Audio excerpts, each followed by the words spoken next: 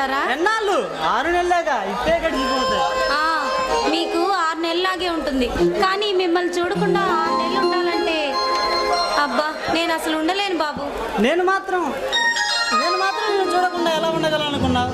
నా ప్రతి కదలికలోను నా శ్వాసలోను నువ్వే నిండి ఉన్నాడు యార్. I love you.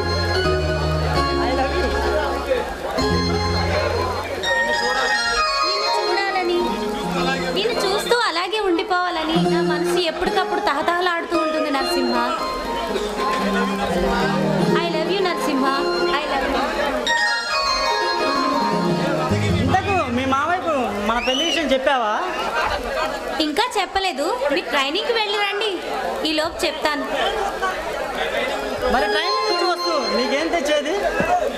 నరసింహ, మీ నుంచి కోరుకునేది ఆస్తి అంతస్తు కాదు, మీ మనసులో స్థానం ఉంటే చాలు. నిన్ను ఏనాడా నా హృదయంలో భద్రపరుచుకున్నాను. నిన్ను ఏనాడా అసాధ్యం. నా ప్రతి